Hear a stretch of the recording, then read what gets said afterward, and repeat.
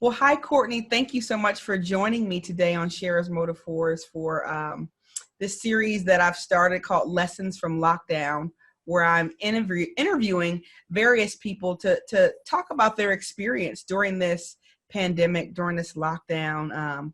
Many of us, all of us actually, are going through similar situations, or at least going through something.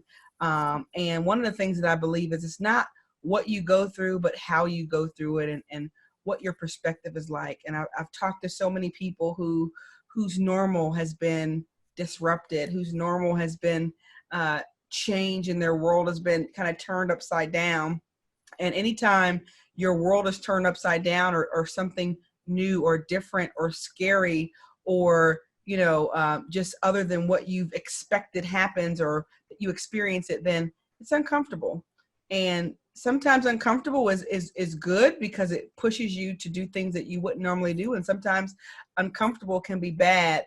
And I think it all depends on your perspective and how you think of things. And so before we get started with any of the questions, can you just tell me a little bit about yourself, who you are, your name, and I'm sure everybody wants to get to know you. Absolutely. Thank you so much for having me. I'm excited to talk with you today. My name is Courtney Tully. Professionally, I'm a productivity coach. So I work with entrepreneurs around setting and meeting goals, creating schedules that work for them, and finding their own way of working effectively. I host a co-working membership where we get together and have accountability and all of that to work towards our goals. Personally, I am married. I've been married for 13 years now. I have a 6-year-old son. He actually turned 6 a couple of weeks ago on his first day of first grade. So Aww. Super exciting. He was, that's like the first thing that he said to his teacher. It's all, right now they're virtual. And the first thing he said to his teacher was like, "I'm 6 today." And the whole class sang happy birthday to him. It was adorable. Aww. I'm big into like crafty things and baking and running when it's not, like 100 degrees outside. And yeah, don't run when it's 100 degrees outside. Don't do that. No. Yeah. So don't even have the desire right now. Right. So one thing that sticks out, you said that you're a professional coach, mm-hmm. and so you help people manage their time, manage their schedules, mm-hmm. And find more efficient ways to do things. Mm-hmm. So in this time where everything has shifted for a lot of people, I don't know if your schedule got busier or less busy, or maybe your worlds collided together because everybody was home. Whatever your situation was, did you have to employ some of the tools that you work with your clients on? Absolutely. Oh my gosh. It's like a total put your money where your mouth is kind of situation. And yeah, it forced me into the exact things that I tell my clients all the time of managing their schedules and their time. And that was exactly my situation, because I went from having, a work day where mm-hmm. I had my meetings and I met with clients and I did my thing, to having a child at home who isn't to the point where he can work independently. Mm-hmm. So I have to sit next to him and say, okay, especially with Zoom, sit up, make sure the teacher can see you, pay attention and all of this. We can get into that later maybe, but yeah. March was a nightmare. But yeah, it totally shifted my personal schedule. I actually, when the whole pandemic started, my business side of my brain goes, okay, now's the time to go. You need, put your message out there. There's so many people that are going to need your help right now. Share as much as you can, make offers, all of this. And I had to balance that of yes, I'm going to put information out there. I'm going to share, add value to the conversation, but I also have to balance that personal life, which has Mm-hmm. shifted dramatically. I'm used to having the house to myself during the day. And now I have to share it with my husband, who's on conference calls like all day, and my son, who, can't focus on anything for more than a few minutes at a time. So, yeah, I had to balance those two things and really evaluate, what is essential in my business? What are Mm-hmm. the things that are going to be the needle movers, that Mm-hmm. 20% of what you do on a daily basis that propels you forward, and letting go of all of the extra stuff that, is nice to do, but not really required. So yeah, I had to reevaluate my schedule, reevaluate my business, and I had to cut back on, one-on-one client time because I just didn't have that time anymore. I had a couple of things that I do live, like a goal setting workshop, Mm-hmm. and I turned it into a course. Like I recorded it and turned it into a course. Very nice. Yeah. Yeah. I mean, it forces you to be creative and think outside the box of what's possible, Mm-hmm. instead of, it's really that growth mindset, right? Where you can look at it as like, oh, this is a dead end. I can't move forward because things aren't working the way they always Mm-hmm. have. Or you can say, okay, yeah, things aren't working the ways they always have. So what can I do to shift and do things a little bit differently? So yeah, I created 2 online courses, shifting part of what I do there. So it frees up my time, um, and allows me to focus on the things that are more essential right now. And Very good. That's yeah. so awesome. I'm glad to hear you say that. And I like the word that you chose to use, growth mindset, because Mm-hmm. being able to look at something and grow and learn from it and not shrink back.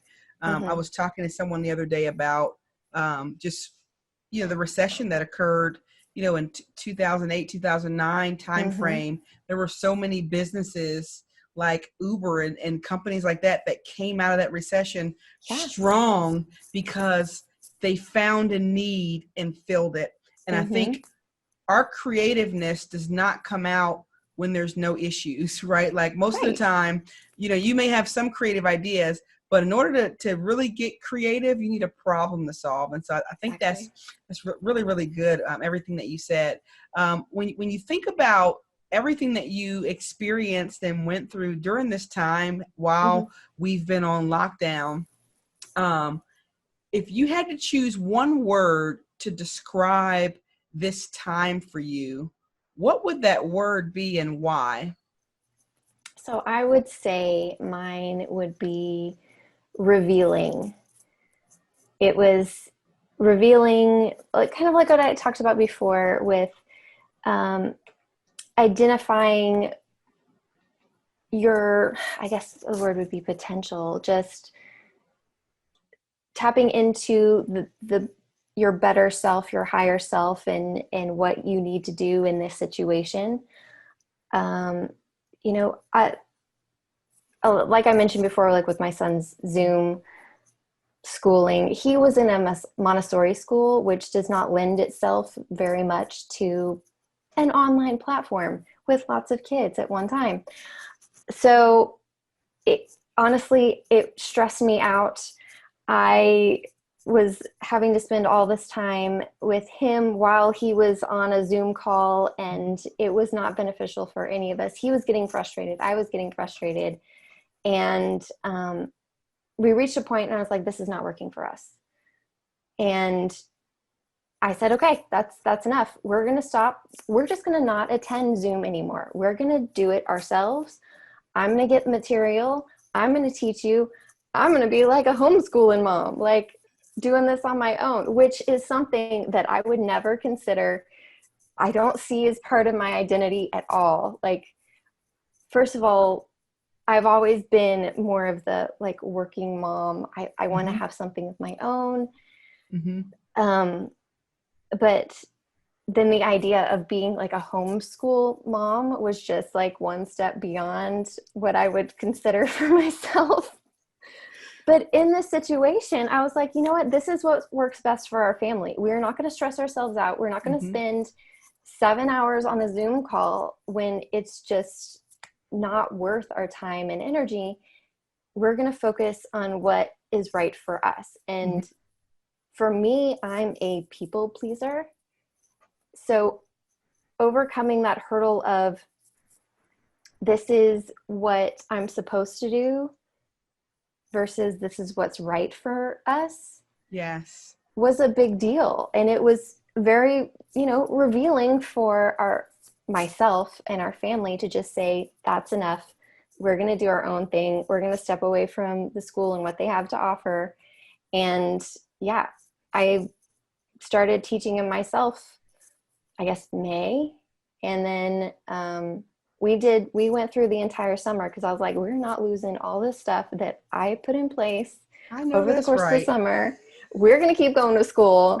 He's going to be prepared for this next year, even if no other child is. Right. So yeah, it's been very revealing in that aspect, doing things that I never expected to do and being okay with it. Like it's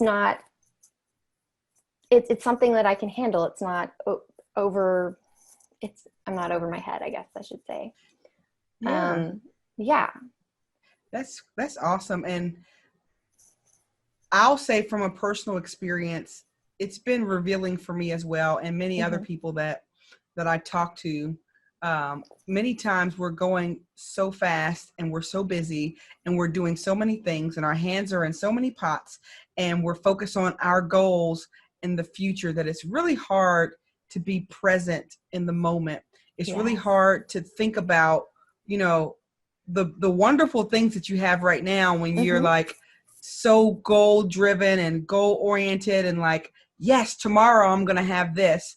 And when you have a moment to slow down and really take a step back and there's not a lot going on to be busy with, you can really think about who am I, because you could lose yourself sometimes just going after goals and things. Absolutely. And not know what it is you really like. And even for me, having that moment to slow down, I've realized, just as you said, some character traits or personality traits about myself that I needed to make adjustments on because I'm like, no, that's not who I am. I thought it was, but it's not.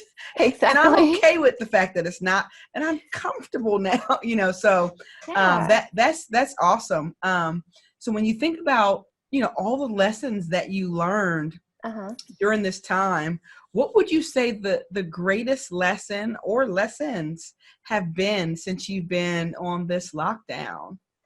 I would say being capable of more than I thought I was capable of. Just with shifting my business, shifting my focus, really honing in on what is essential. And, the shift in that motherhood teacher dynamic that happened. And then, it's all about reframing that mindset of, you can choose to see, like I said before, you choose to see this as a dead end, or you can pivot and find the right way forward.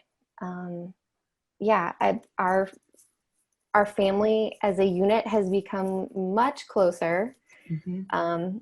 I thought there was a possibility that it could, tear us apart and we could be at each other's throats the whole time. But honestly, it's brought us closer together. And I really enjoy the time that we get to spend together when we're not rushing from one place to another, one appointment or meeting or whatever. We're all home pretty much all the time. So, all the time, every day. Every day. Spending more time together is wonderful. It is wonderful. Yeah. That's awesome. And you mentioned that you had to kind of change things around and business, change things around at home. I heard someone telling a story the other day, and hopefully I get it right. But he said that there were like two businesses at the beginning of COVID, when everything had shut down, that they were restaurants, and they were right across the street from each other. So when COVID happened and all the restrictions came about, one business, the owner ended up shutting down and he was upset, blaming everybody, because he wasn't getting that many customers and so on and so forth. He couldn't meet all the guidelines as he thought. Across the street, the restaurant that was across the street, the other business owner decided to go to Lowe's. They got like a bunch of wood or whatever materials they needed to build like a drive-through outside of the restaurant, and adjusted to the situation. And then their business tripled. And what the speaker was saying is 5 years from now, when they're talking about 2020, one person is going to be able to be saying, oh, well, my business shut down because of COVID. And the other person will have a completely opposite testimony and say, well, my business tripled because of COVID. And two restaurants, and the only difference is one shifted and made adjustments to match what was happening. And the other one used, I'll call it an excuse for why they couldn't continue in business. And so you either find a way or you find an excuse. And those who find a way are grateful that they found a way later. And so I think that's great that you were able to pivot like that and make adjustments, not just in business, because while business is important, you also want to pivot, like you said, in your family, because that's most important. Because 5 years down the road, when you look at 2020, you don't want to say, all I was about was my business, and I left my husband and son to just fend for themselves, and who cares what they did, and and all of that. And so I think it's an important lesson for all the listeners. Just, value what's most important. And yes, your goals and your business and all that are important, but the people in your life that you care about are very important. If I haven't learned anything, I've learned that to definitely value, even, for me, just going fast, slowing down and taking the time to even listen to my husband talking, because I'm the one that's on the go and he's more relaxed, reserved, laid back. He's a homebody. He doesn't really want to go anywhere. And I'm always like, zoom, zoom, zoom, zoom, zoom. And so because we're on two different paces, I have to slow down, and sometimes he has to speed up to get with me. Yeah. And then other times I need to slow down, but I was forced to slow down. And then I started seeing all the things that I didn't notice that he was doing before. And I appreciate that so much. Yeah. So thinking about, again, this whole time, and you talked about different things you went through, and you covered some of the hurdles that arose. Are there any other hurdles that you face that you think will be valuable for our listeners to know about? And if so, how did you face them or overcome them? Because somebody else may be going through the same thing. Yeah. I think one of I kind of touched on it before, but the stress levels, allowing that stress. And I've learned too that, okay, I'm going to backtrack a little bit. Before I became a coach and an entrepreneur, I had a, normal corporate job like most other people. And I worked myself to the bone, working crazy hours and doing all of this stuff. And,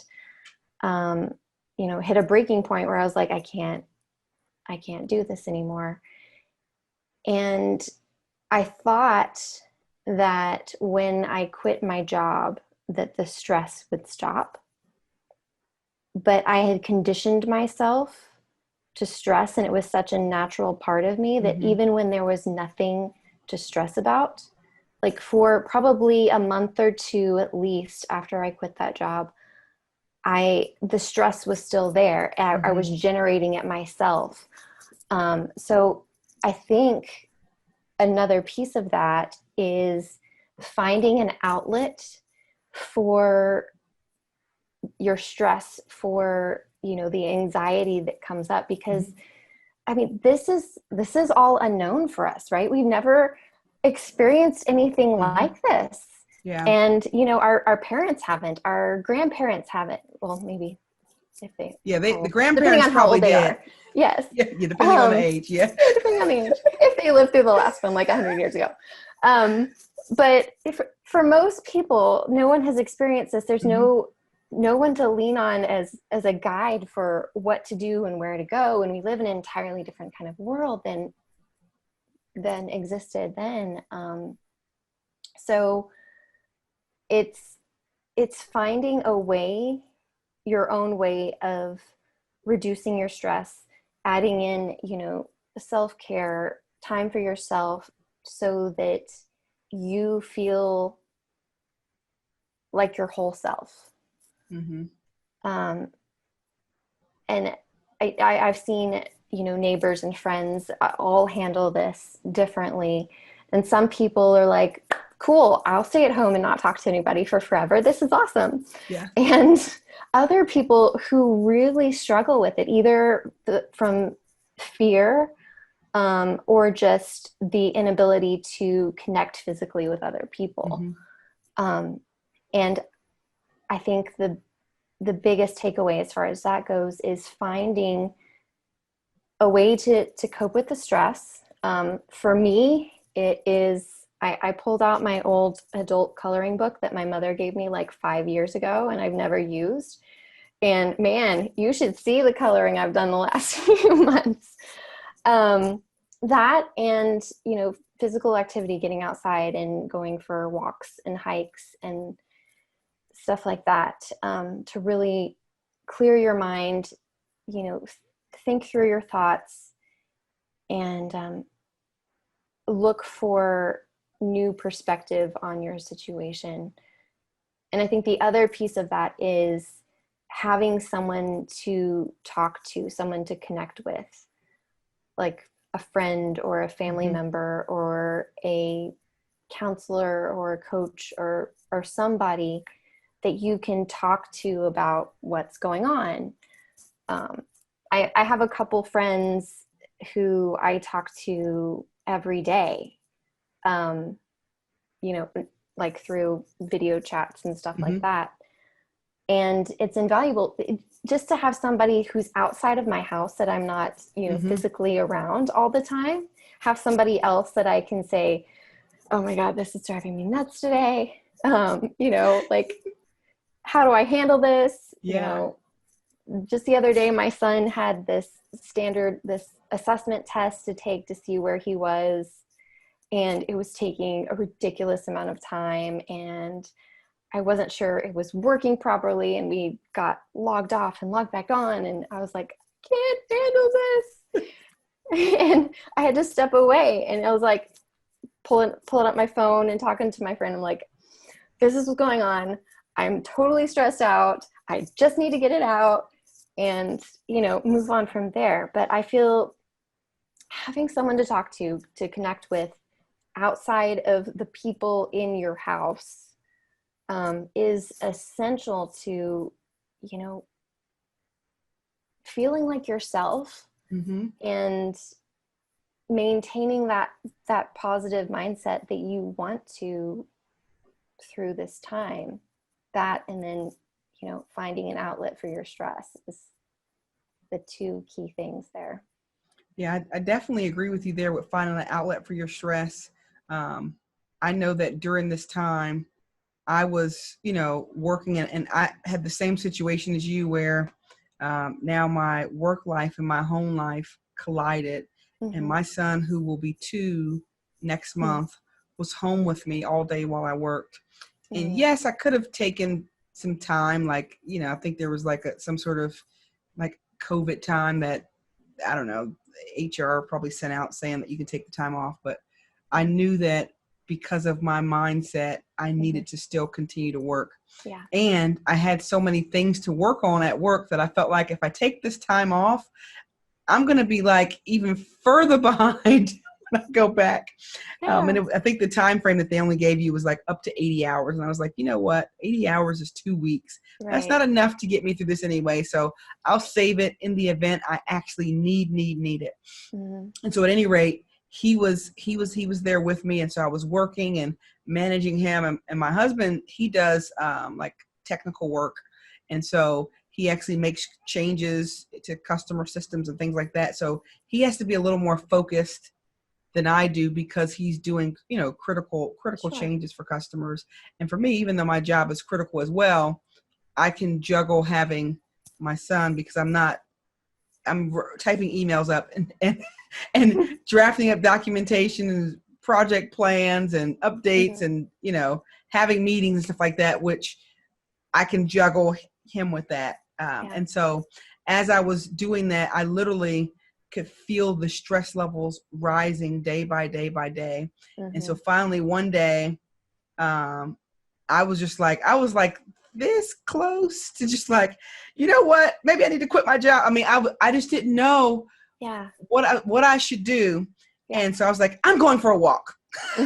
And so I've had those days for sure. So I took my son down to the basement where my husband works at, because I work upstairs because we're both on calls and it's too much.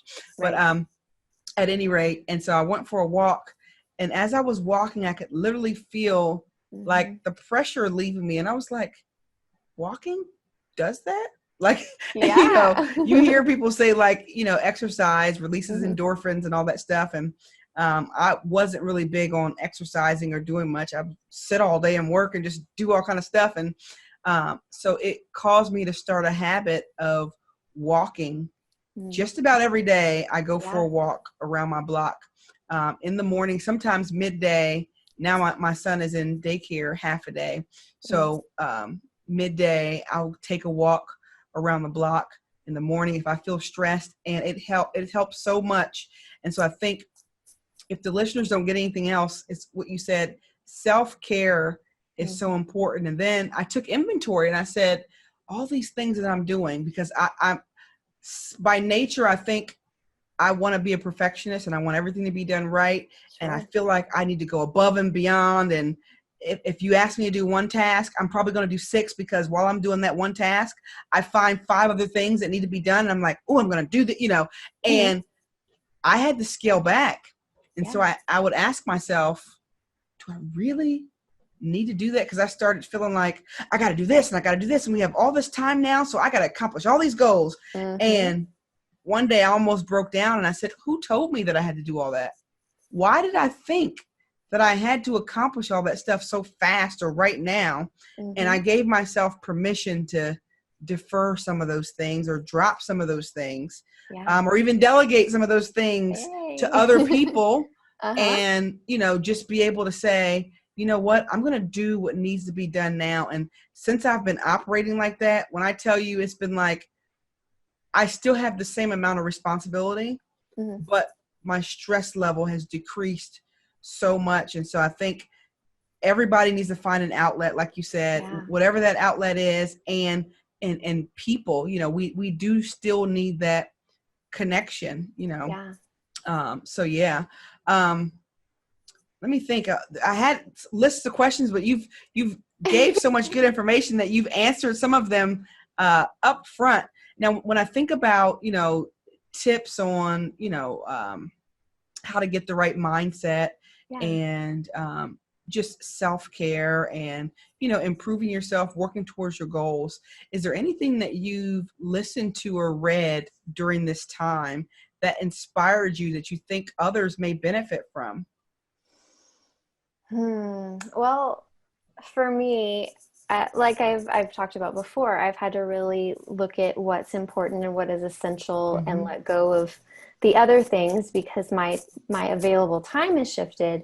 So I've actually gone back and reread a couple of things that I had read, a couple of years ago and found much more relevance in it now than I did previously. So they're both productivity books, I can't help myself, but one of them it's called Do Less by Kate Northrup.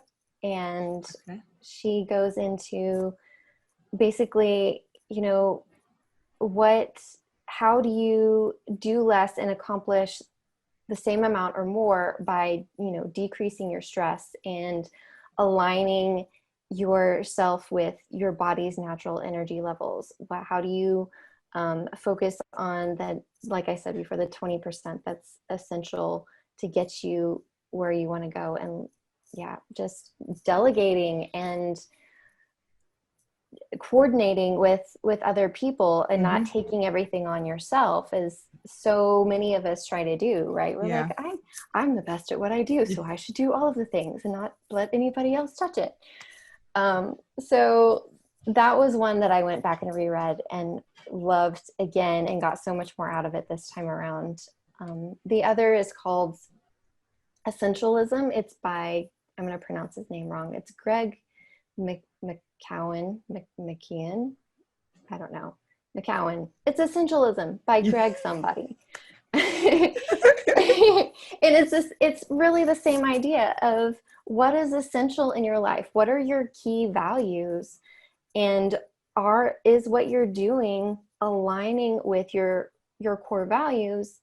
Or is it just the extra stuff that you're putting on yourself or someone else is putting on you? And one thing I love that he said, I have never said this to a boss, and I wish I could go back, to a previous time and do this. But he said, whenever, your boss comes to you and says, okay, I want you to take on this project and I want this to be the priority. And you say, wonderful, I would love to make this the priority. What would you like me to deprioritize so that I can give this my focus? I'm like, oh my God. Can you actually go to your boss and say, what am I going to deprioritize? What am I not going to work on so that I can give this the proper focus instead of taking on one more thing and trying to do all of the things? So those were really the two that I've kind of gone back to and reprocessed from a different perspective now that we're in a new place in life. And I definitely do that to my boss at work, like because we have so many goals, and then we have high priority situations that occur.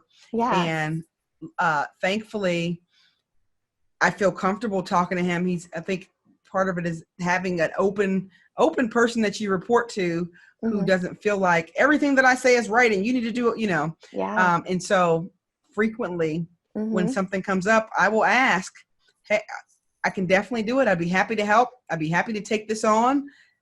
However, keep in mind, we have this, and this that are our key, key goals for this quarter. Do you want me to, deprioritize one of those? Or do you want me to put something off or delay something? And then that definitely helps remind, and the people that report to me have to do that as well, because sometimes so many things are coming at you, you're delegating. It's up to the other person's responsibility to really be able to say, no, I can't take that, or here's what I'm working on, because I'm not going to remember everything that people on my team are working on, and my boss is not going to remember everything that I'm working on. And so, I think that's a great tip. I mean, even around the house, if your spouse is asking you stuff and you're like, hey, you asked me to do this and this. Well, usually my husband doesn't really ask me to do anything. He doesn't. I mean, he's so chill and laid back. I'm the one that's demanding. But he will tell me, like, I'm doing this and I'm doing this and I did this. And you want me to, and I'm like, oh, I'm sorry. Like, I didn't even think about that. Yeah. So. Yeah, absolutely. Awesome. Yeah. So as we segue and kind of make our way towards our conclusion here, just a couple more questions. When I started, I mentioned that many people that I know are struggling emotionally. Even when I see people on social media, you probably notice posts like that sound hopeless or sound like, people are struggling with, depression, anxiety. They're not getting that social interaction. They are maybe looking at their circumstances. Maybe they're struggling financially. Maybe, who knows? Various people are going through different things. But what advice would you have to those who are struggling emotionally during this time? First off, I would say you're not alone. Like you said, you see people all the time with different situations and struggling in different areas. And I think pretty much all of us, to one degree or another, are struggling with, anxiety, stress, depression, And it's all coming up more so than it ever has before. And I think the idea that we're all in this together, and that the fact that you're struggling, you're not the only one. There are others around you that feel similar to the way that you feel. You're not the only one who's, over here in the dark corner by yourself. And then, like I talked about before, is having someone that you can talk to, and you can, bring these thoughts and feelings forward and say, this is where I am. This is what I'm dealing with. Suggestions, ideas on what I can do. Just the other day, I had someone who just flat out said, so how are you handling depression right now? And, I'm a very positive person. I haven't had any tendencies towards depression. We've all had moments in our lives that have, dark days.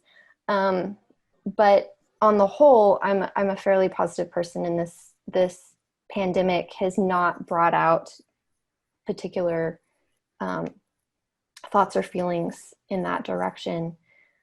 But it really brought back to mind of how many people are really looking for some connection to somebody else that understands what they feel and what they go through. So really just, you're not alone. We're all in this together, and, talk about it, and don't be afraid to share how you feel, because chances are we're all right there with you. Yep, you're right. Definitely. For those listening, you're not alone. You're not the only person who felt down, and you're not the only person who's going through something. Everybody may not be going through the same thing, but somebody's been through what you're going through. And just knowing that, I think is very important, and knowing that there are people who have been through what you're going through and gotten through it. So there's hope, and so speaking of hope, when we started, I asked you what one word you would use to describe your experience in lockdown. Now I want to ask you, thinking about hope and thinking about the rest of this year, if you could choose one word to describe how you believe the rest of your 2020 is going to be, give me that word and tell me why.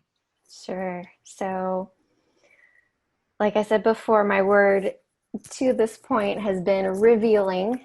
And I think because of that, I see the next part of this year as the unexpected, and going into the future with the idea that we don't know what's going to happen. My kid is set to go back to school in person in 2 weeks. He could be back for the rest of the semester. They could have an outbreak and school could shut down. There's a whole bunch of different scenarios that could play out over the rest of this year. And we just don't know where we're going to end up. And I feel like just being comfortable, just settling into the idea that the rest of the year is unexpected, it's unknown, and expecting the unknown, for me at least, provides a little bit of comfort, of more of, okay, so what's today going to bring? And what's next week? What's going to happen next week? Because, we've got hurricanes hitting the Gulf Coast. We have, we have a huge election year. We've got all this going on all over the country, all over the world. We've got COVID. We've got social unrest. We've got it's a year of the unexpected. And I feel like that's we can expect that to continue. So expecting the unexpected and just embracing the fact that we don't know.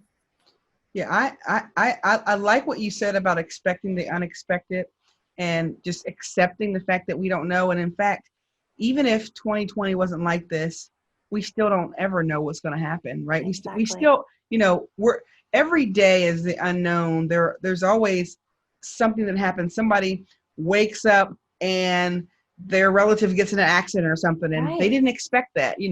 Somebody wakes up and goes to work and they lose their job and they didn't expect that. And so life is not cookie cutter. None of us know what tomorrow brings. And so being able to accept that you're not in control, being able to accept that you don't know what's going to happen, but expecting the unexpected, not just in, I don't know what negative thing might happen, but also, you know what? There might be an unexpected blessing for me somewhere. There may be an unexpected opportunity that arises out of this. There may be an unexpected connection that I make that's going to take me to the next. So even though we don't know, I like what you said, accept that you don't know, and, expect great things to happen. Because I believe that some good things are going to take place. There are a lot of things going on in our nation and our world, but I know that the only way for culture to change is through chaos sometimes. So chaos has to be introduced in order for there to be a realization that something needs to be done differently. And then change can happen, and then the culture can shift. And so I think we are in a good place for change, Yes, absolutely. I mean, I have no other way but to put it than like that. Yeah. And so, thank you so much, Courtney, for taking the time out. Lastly, I want to ask you, where can our listeners connect with you? Oh, absolutely. So on social media, you can find me mostly on Instagram. My handle is Courtney Tully. That's, you can put that. I'll put it in the description or whatever. Yeah. And my website is cgtcoaching.com, and you can get an idea of what I do professionally and how to connect with me that way there. So, yeah. Awesome. Well, thank you so much. Yeah, this has been a wonderful conversation, and I'm so glad that you're doing this. It's so needed right now, just to have people's stories of their own experiences during this time. And, we talked about it before, of no one's alone. We're all in this together. And it's a time of change, and it may be uncomfortable for a while, but we're all going to get through it. And, I believe that we'll come out better on the other side. I agree. Those are some good closing words, and I won't say anything else.